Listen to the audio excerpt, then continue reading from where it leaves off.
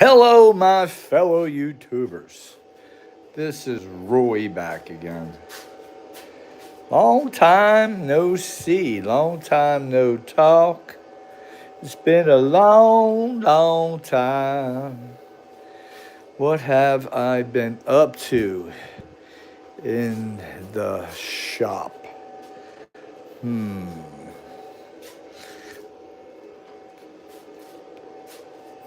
What have I been up to?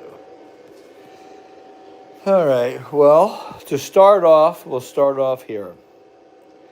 Officially, as of yesterday at 6 p.m. Eastern Standard Time, I am officially ham radio KR4GUN operator. Well, I am now, that was my first test. Now that the government shut down, I took my general test, and now I am AGKR4GUN. I will start a channel and take you guys through my journey on, I call it, validation of 15 years of studying Tesla, studying Nikola Tesla, studying music, guitar, studying elements, studying electromagnetic induction, reactance,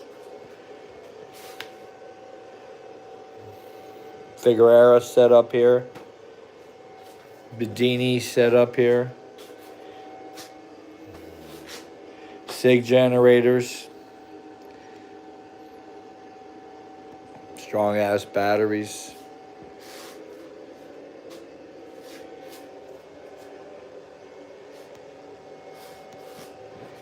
Somewhat understanding on the surrounding area of our planet, at least a breakdown on the distance, the travel time, what it does to our place in our bubble, sea level, electromagnetic field 4,500 feet down, up from the ground, clouds, what they do. It all matters because you get into different levels and you can see how thick the clouds become, and they become layered capacitors because they're all not stuck together, and some are swap poles, which increases the voltage potential. And you can see my little diagram here. Just moving into my beautiful work here on transmitting. This is a LilyGo. This is 915 megahertz, 868 to 915. It's that only because of what country you're from in the USA, and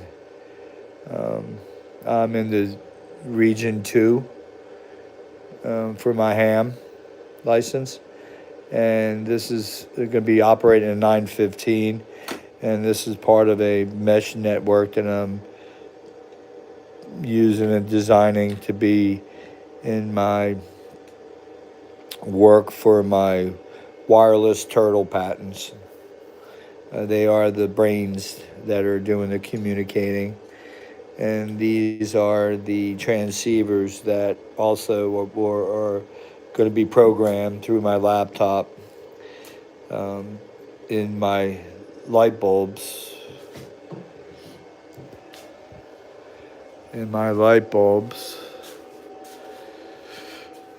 That I'm designing and building, that are transceivers and receivers, and they're also battery storage, and they're also part of the mesh program on transmitting and receiving through your environment to be able to charge your phone and charge devices I got 10 patents that are provisional right now on the whole makeup of this mesh network.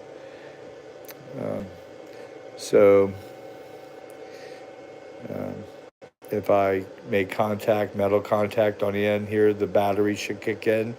But I'm going to use my tongue.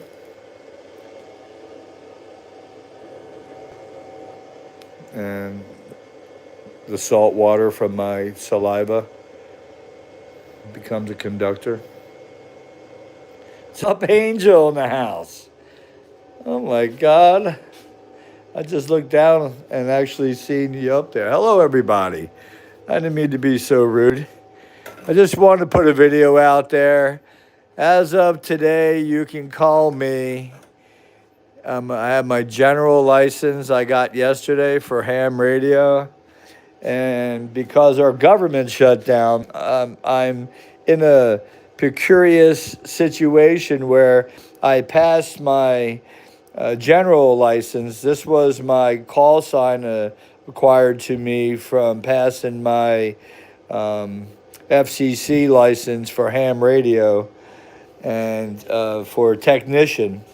And because I use a lot of frequencies in here, and I'm working on my patent stuff, so I figure I'd at least be able to work above beyond my power consumptions, and by having the license, I'm allowed to do that now. And I just passed the general yesterday at 6 o'clock Eastern time, and now because the government shut down, I'm in a peculiar situation to where in ham radio, people record their call sign, and it's a big deal to see how many in different places you can talk to, and how you can record it. And right now, if I went on my ham radio, I would be AG, acting general, KR4GUN.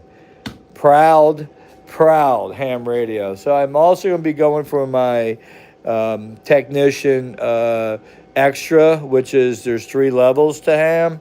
And those guys are the guys who put up the big towers and talk worldwide. They're in. I could do all the frequencies right now. It was crazy that by passing my technician license and then passing my general, now I just opened myself up to a whole world of license legal to do different things, and especially HF band, so in the high frequency band. So I like my Tesla stuff, and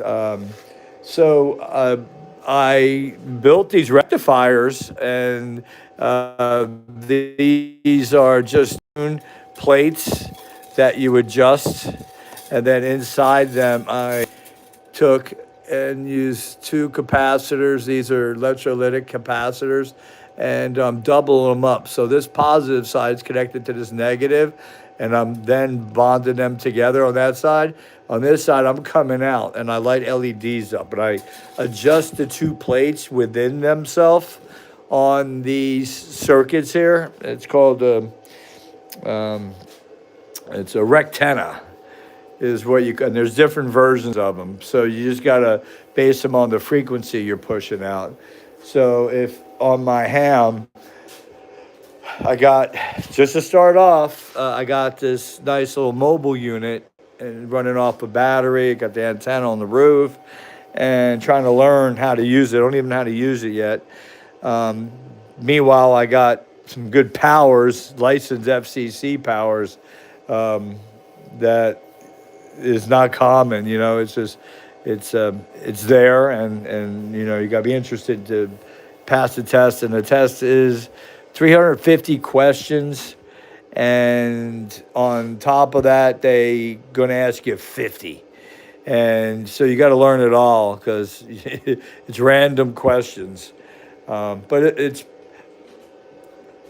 why I'm even talking about that is because it's validation of the last 14 years of being in this environment and being self-taught, I just validated myself that I learned something. I mean, literally, these tests were enormous to me. Um, uh, what can I say? It was a big undertaking for me just to prove to myself that I actually didn't waste my time here. So with that being behind me, love you guys. How you been? I see a lot of people popping up here. Yeah, buddy, my Yagi. You see, I got my Yagi right here. So and then I got my parts here to build my Yagi. And it's funny. I just spent a week in Barcelona, and I got some videos that I posted out there. You'll see flash shots. That's me on the roof of our Airbnb looking at the Gaudi La Familia church in Barcelona, and I'm pointing out and directing and taking deep pictures of all the Yagis and their double elements, and to learn all this information. Um, especially on this, like here's your element, and it's a half pole here, so it's a half wave right here.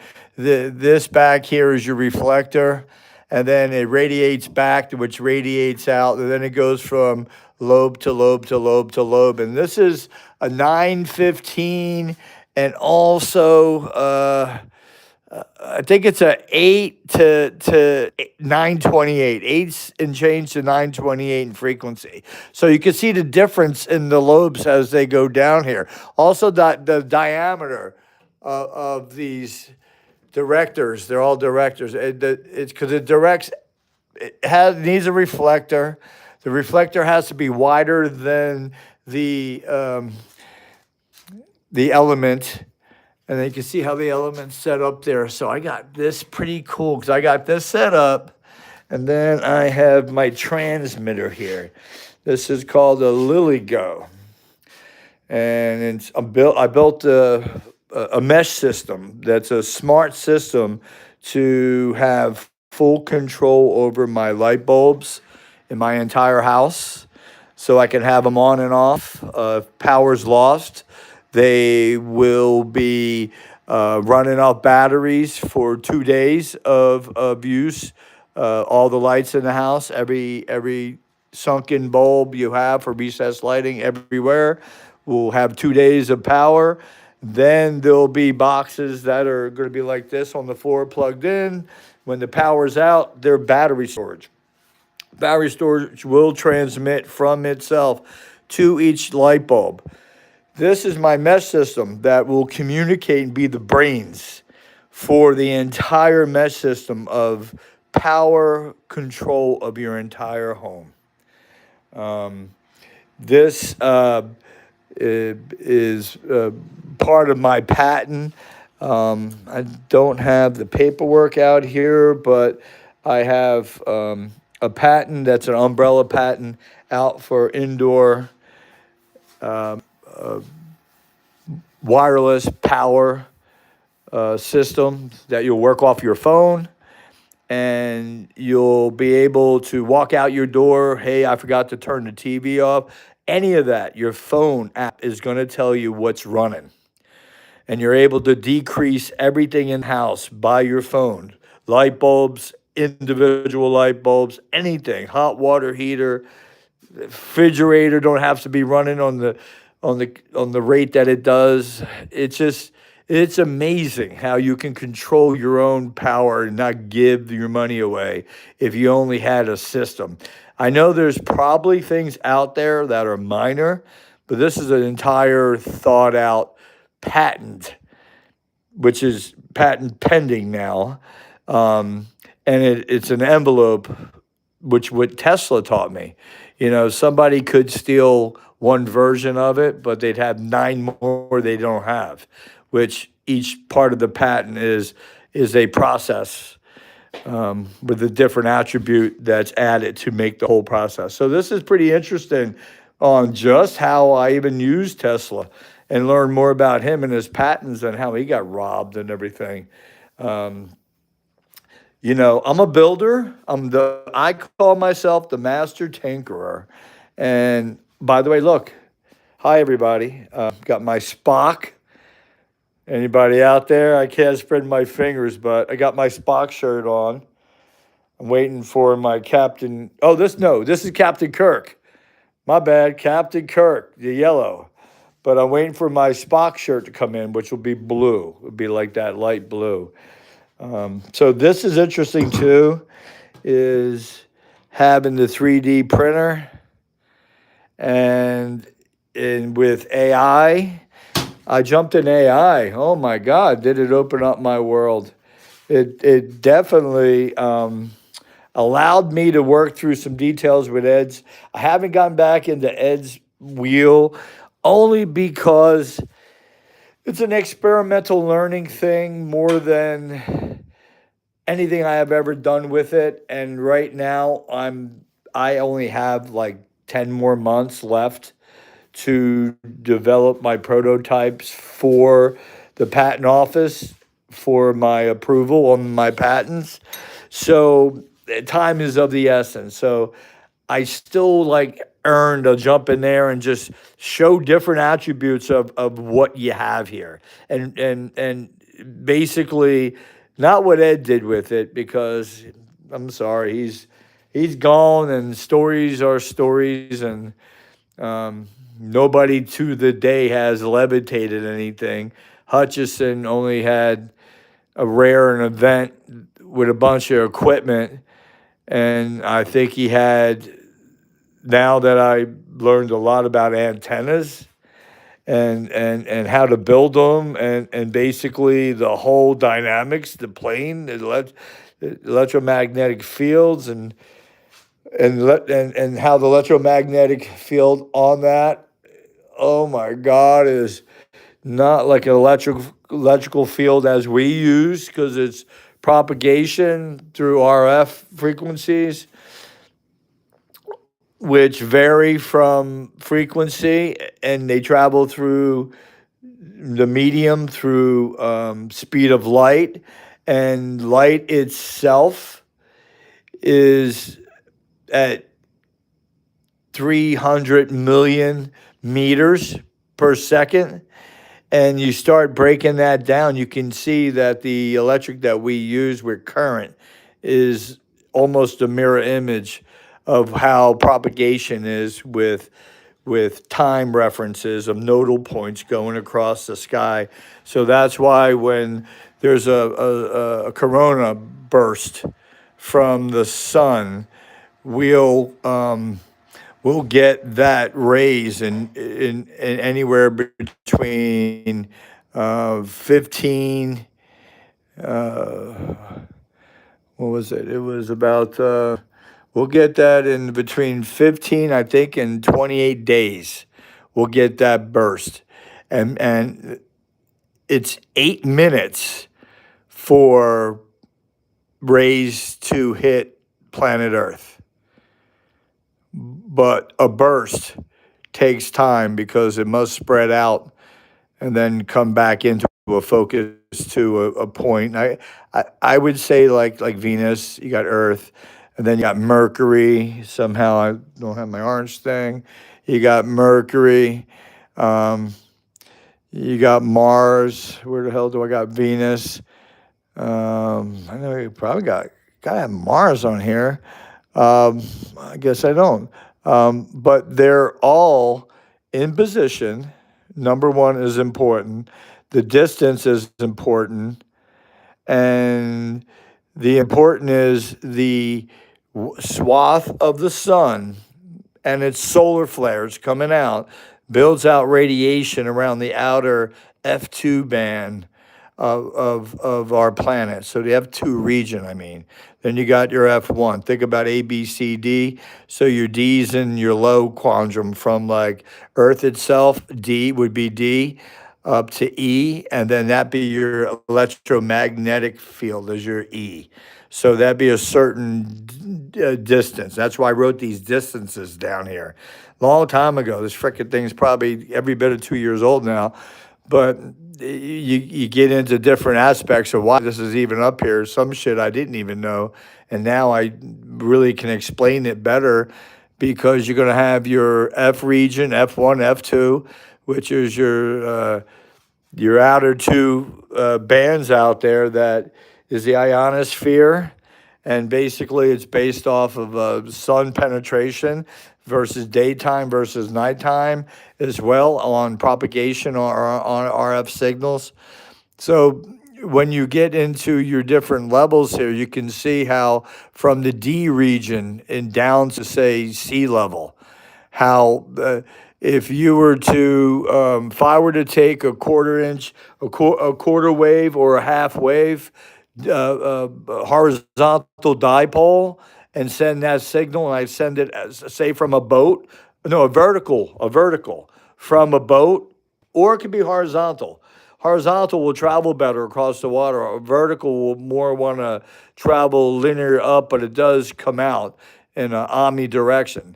But if you were in sea level at 1,000 to 4,000 feet, your clouds there are closer to the ground. The ground there is salt water, so it's very conductive. So that area there makes a great propagation for low level areas in the D region. So now, if you just start going up to the E region, which would be the electromagnetic field, you're going to have a lot of static and noise in that area. And if you get above that, you're going to get into F1 and F2. And with your stratosphere and the ionosphere, you're going to have more receptive corona flares that are coming from the sun, and they gather up, and you're going to have a strong signal up there. And so that is one of the reasons why getting my extra, technician extra, which would be the third and the highest rating in the ham radio in the United States, FCC, I'll be able to work in the frequencies that do the upper HF, and then I'll be part of a few that, not a few but a few, that are able to, if the shit hit the fan, we can communicate around the world and connect everybody around the world. And I know now we have cell phones, and Morse code is not that important, but I just say, as nature goes, don't fuck with Mother Nature, and it itself could take out mankind as we know it, and then all your MacGyvers that are left is what we're counting on to bring shit back to some eating disease-free civilization. Did I just talk too much? If I did, sorry to put that out there, but just wanted to take you guys a little walk and tour. I didn't even get into my turtle, my patent, the whole design. I gave you all overview on what will be down the road in open market for people's off grid, on grid, fully responsive, full control of all the power, and even being able to take like sub pumps for basements, taking pumps for sprinkler systems, water wells, pool pumps, and being able to digitally turn them off and put them on a program through your phone. Really cool stuff. This whole getting into the smart part of the turtle system I call it turtle system only because I got a passion for turtles, I guess. I don't know. Not really a passion. I just like turtles. But the turtle system, wireless, full control, power in, power out. When power's good, your bulbs are on, battery's fully charged. Base storage battery is fully charged. That's op that base. Oh, step two. No longer will you need to have wires in the walls anymore. With one of the patents that I laid out inside my 10 patents is that I'm building plugs that'll just go stick to the wall. They're wireless coming from the battery, providing energy to what you're plugging in. Now, it depends on what things. We haven't got enough. We haven't got enough to go do like a blender, or so you will need power, but we're able to actually, where you don't have it, you can actually come off of that and have the plate to put on the wall, because all the outlets, plugs that are in your house are going to be my light transmitters as well in one of the patents, to where it's in the plug itself. So the plug is fully controlled, and also data can travel down your wires in your house. So there's, every house is wired, but we're going to start adding more things to the house that gives you more freedom inside your house, and not to be stuck by, you bought a house and there's your plug. Why can't that plug just be okay? And basically it has a transmitter receiver in it. So basically, if I want to move the plug over here, I just leave that where it is, cover it up if I need to with a cabinet, but it'll still transmit to the new plug that just sticks to the wall over here, and it's transferred power, direct beam. Yagi, Mr. Yagi over here, has taught me a lot about how this really comes about. Visualize this. Let's do a quick Roy visualization. You got your element, which is coming in signal. So we got, let's just do this so you guys can see. We'll take this antenna off, and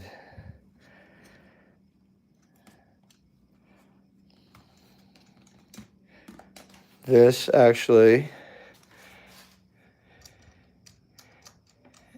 is a nice high frequency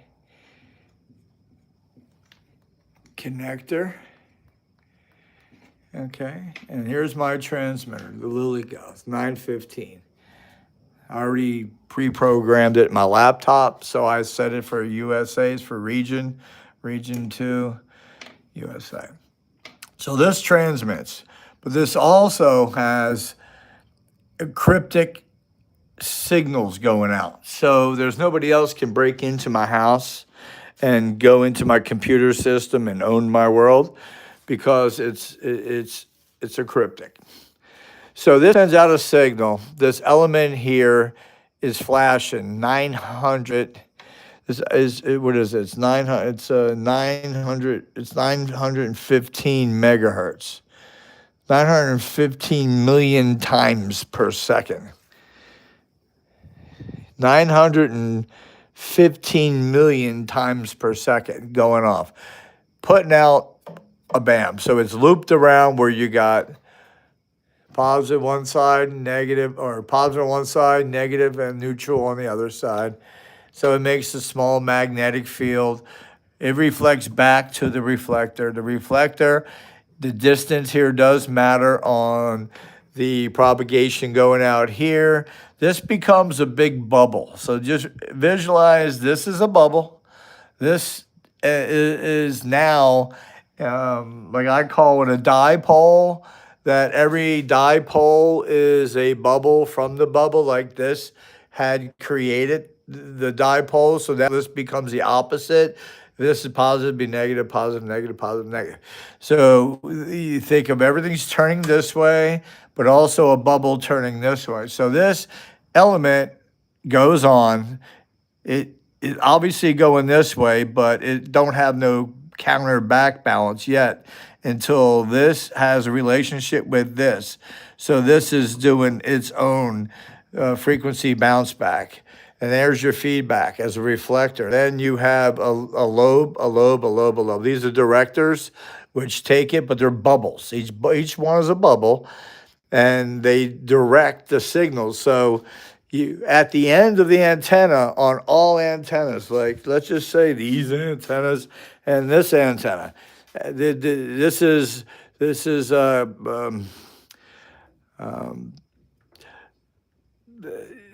omnidirectional, but it's also it bursts out everywhere in the same direction. So the energy comes up, and from there it just pans back down towards Earth because it wants to get to ground. So it doesn't, whatever's going upward, look at it as a flame. It's a firework. It's coming out. Over here with the Yagi, it's different because you're now making everything like a spark gap. So spark gap, spark gap, spark gap. So you're increasing the field as it travels down. As you're directing it to go this way. So it's sort of like shooting out a little puff of cannon. So basically, this is going to shoot out this way. Now, as soon as it gets to here, no matter what, it's going to have where the field itself wants to go out and come back and then start shooting down. It's natural process. But basically, because it's caught in a velocity, momentum, traveling, it's gonna go out. It's gonna break that plane where it wants to break. But when it starts to dissipate, it does dissipate. So when you get into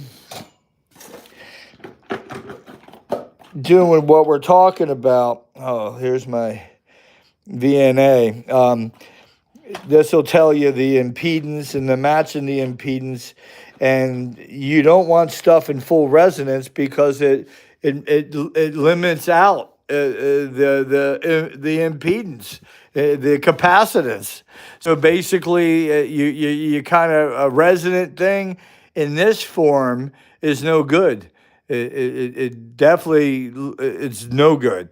So you need to have a perfect match between your transmitter and your cable and your antenna. Once that is perfectly matched to where the impedance is perfect, and it's in bubbles. I wish I had a picture of something. I know I do, but no. But it's a bubble within a bubble. And the bubble is this bigger, smaller, smaller, smaller, like a cone going in. But this has to match the signal coming out. So basically, there's periods in where did I just see that? It was in one of my antenna books. Here it is. Hold on. Here it is. So there's your toroid. So what happens here is forget about the toroid, that's a whole nother bubble world. When you start looking at breaking down the toroid in different functions, you can start seeing patterns in your where you're picking up your frequencies. So here it is right here. So you have a center, and you have basically this antenna right here. You got this omnidirectional isotropic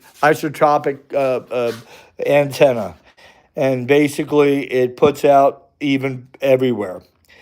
Now, the reason you'll see this bigger bubble and then this little bubble, because we as hammies and other people who aren't hammies that understand antenna theory know that your front is your electromagnetic wave moving that way, so you have direction. And here is how you can control which side of your main lobes are going to be. And here's your main lobe, and here's your side lobe, and here's your null lobe, and another side lobe. This right here, you look where it falls in degrees and angles around the whole circle here.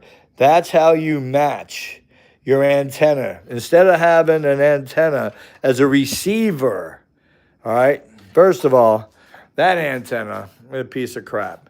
This antenna is the big diggity bomb to send directional straight across, bam, beam over here. If you're sending out, just say, by indoor limits, you got 1 watt out, 1 watt in. Very hard task to even encounter. I'm just telling you, by the time you match your impedance, everything.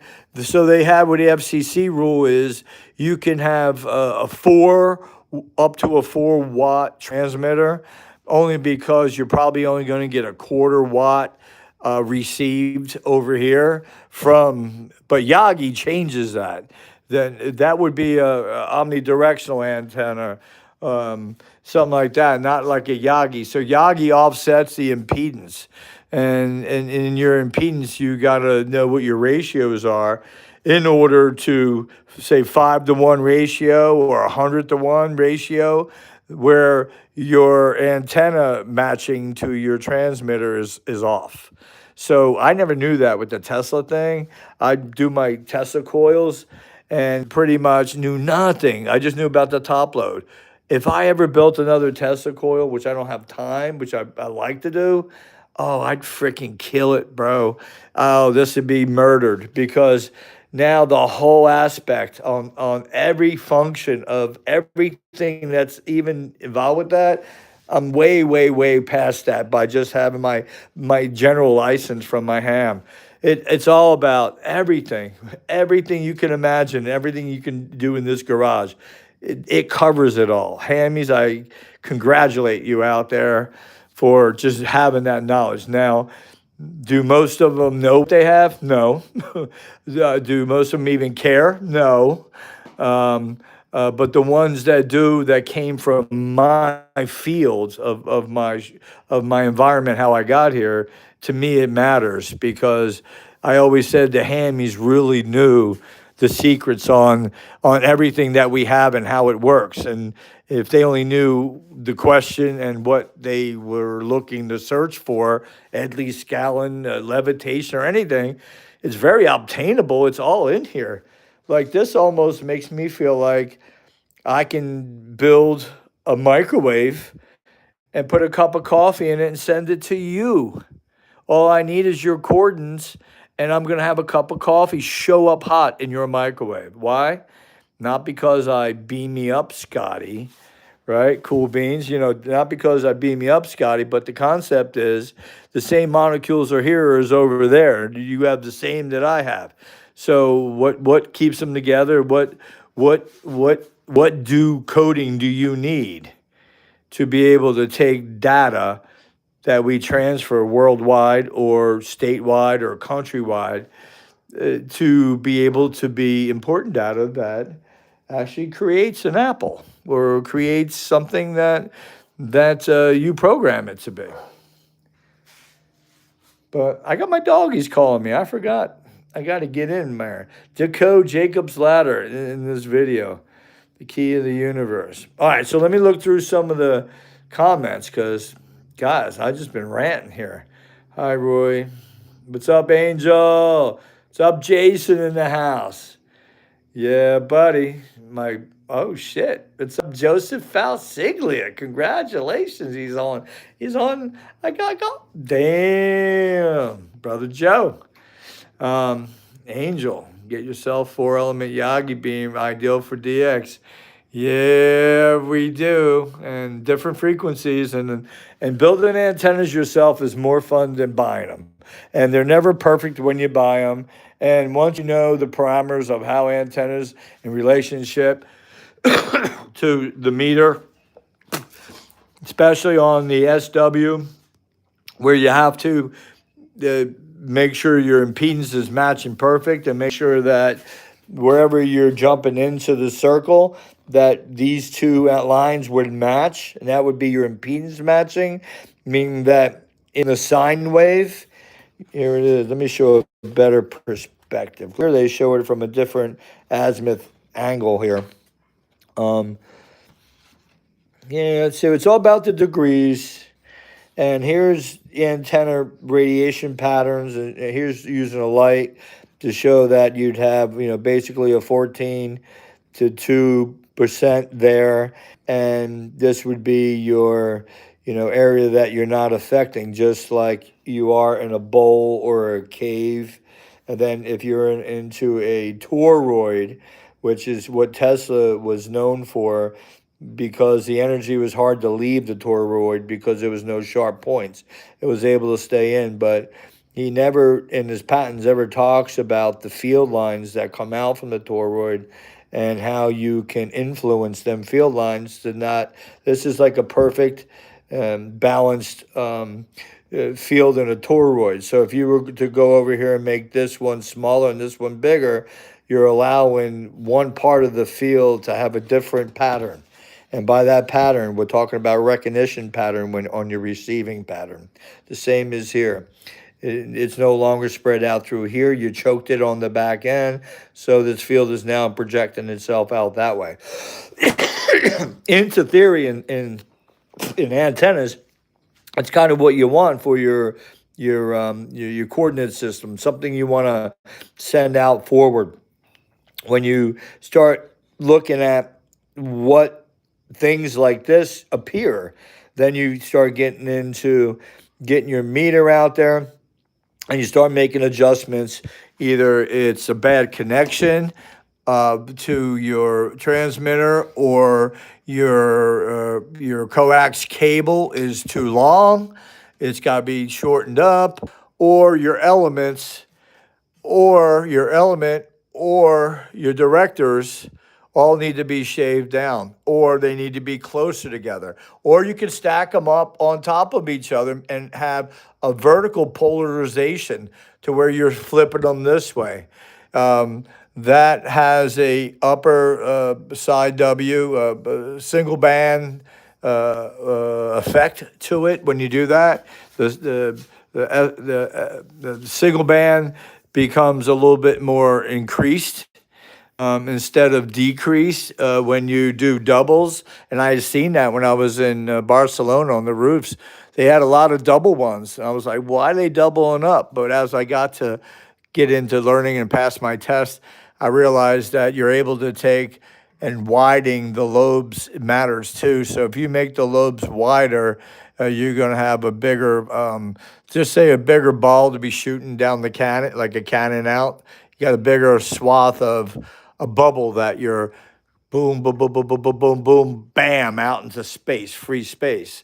Free space from this is the end of the cannon. So if you were to double up on here, you just got to know what you're transmitting, what frequency. You know, we're at 915 banging this out.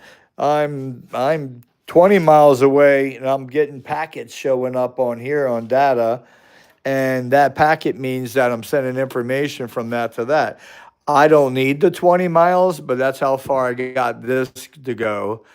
Not in here, but just set up in the direction I was heading to, because this is a directional.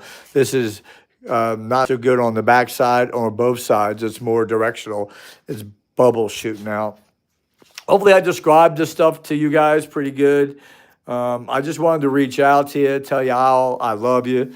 Hope you guys are all healthy, doing okay. Love to hear back from you in comments. I do occasionally get to them and try to send out a heart or a love that I read you, and I do comment back when somebody asks me something, and if I haven't, I apologize. Yeah, we're this is it. All right, so the next video I'll do is I'll show a little bit more on the I guess I'll show more on the patent, the 10 patents with the light bulbs. And I guess we're going to set up this garage as it was the house and broken down in segments. We'll just call this like region 1. And like, for instance, right now, if I unplug, now what's going to happen here is this. I don't have a light underneath this to keep this on. So this is going to turn off because just power from that outlet's running that. These two are all running off. I'm going to unplug this, okay? There got the light bulbs in there with the batteries, so they should stay on. This is a regular light bulb, so I'll just turn that off. And these are on. I'll just turn these off. These are regular bulbs, but eventually all the bulbs will be replaced with my light bulbs. And let's go ahead and unplug this right here so you can see these stay on. And this is running just off a battery. And these will run here for 8 hours. There's only one battery in there, 3,000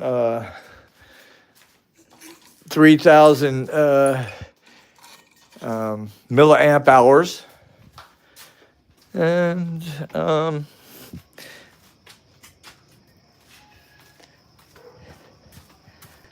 Take you guys outside. Beautiful day in Florida. And I think my dogs are barking for me to feed them. So I think it may be time for me to go. Yep. You like my Star Trek, huh? Yeah. Usually when I'm looking up there, you can see something going across. I mean, we're not too far. We're about an hour and a half from Cape Canaveral north. So we get a lot in the sky action from Elon. But, all right, well, here's the shop. And hopefully you enjoyed. Love you all.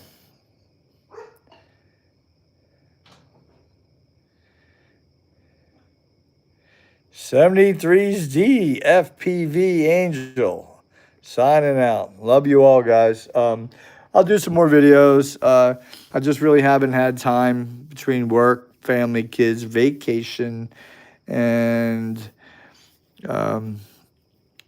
studying. A lot of studying. And now the next test for the extra is 750 questions. And they're going to ask you 50 out of them. So that's a lot. So, yeah, wish me luck on that and leave your comments. I'll come back and